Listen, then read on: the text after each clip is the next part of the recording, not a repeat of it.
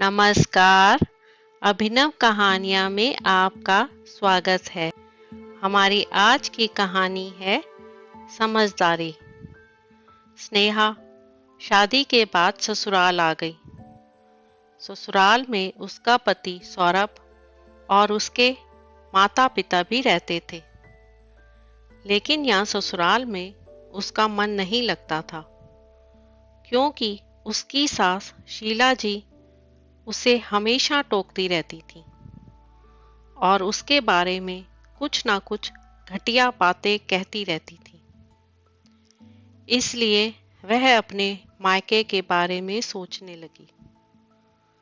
हर पिता की तरह उसके पिता पुरुषोत्तम जी भी उससे बहुत प्यार करते थे।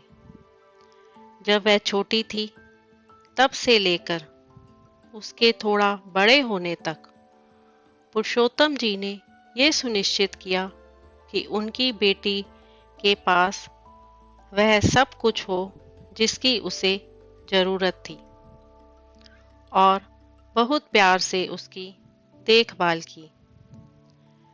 स्नेहा की ससुराल में उसकी सास हर छोटी बात पर उस पर चिल्लाती थी।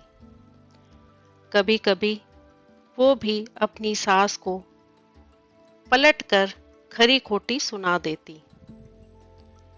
इन वजहों से घर में इतना हंगामा मच गया कि स्नेहा अपने पिता के घर वापस चली गई और उनसे रोते हुए बोली, पिताजी, मैं अब उस घर में नहीं जाना चाहती।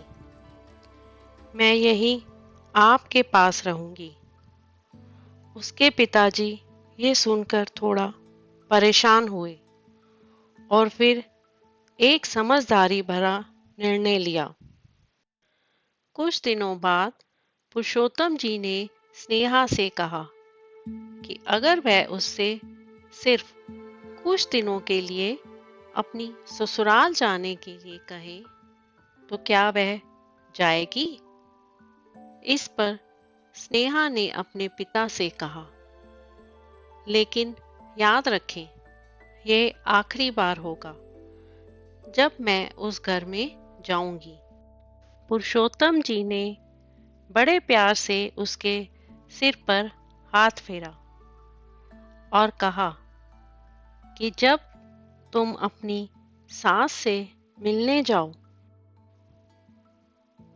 अगर वह तुम्हें कुछ गलत बातें कहने लगे तो बस एक घूंट पानी पी लेना और वापस कुछ मत कहना, और तब तक पानी को मुंह में रखना जब तक वो बोलना ना बंद कर दे। फिर उस पानी को सिंक में फेंक देना। हालांकि स्नेहा को कुछ भी समझ में नहीं आया, फिर भी बिना कुछ कहे वो तैयार हो गई। उसने ससुराल जाकर वैसा ही किया। जब भी शीला जी बात करना शुरू करती, स्नेहा झट से मुंह में पानी भर लेती और थोड़ी देर के लिए वहीं रख देती। जैसे जैसे समय बीतता गया, कुछ ही दिनों में शीला जी स्नेहा के साथ अच्छा व्यवहार करने लगी।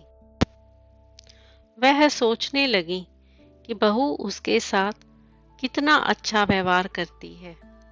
वह बहस नहीं करती या क्रोधित नहीं होती।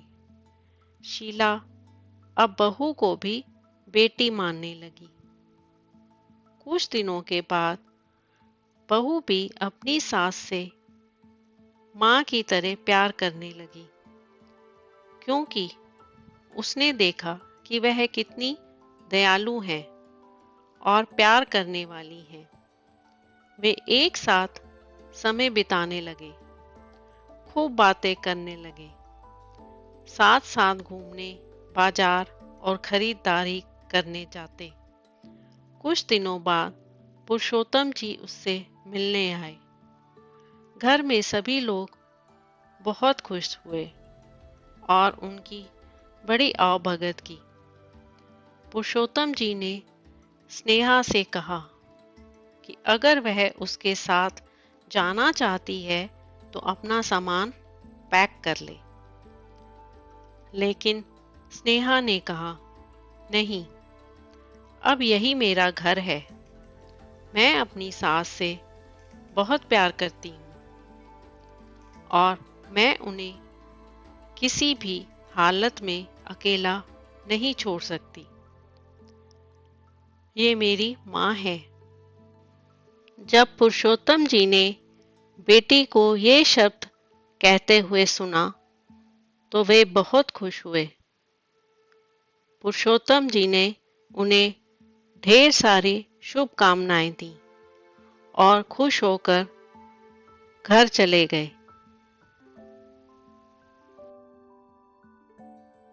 तो दोस्तों, आपको आज की कहानी कैसी लगी?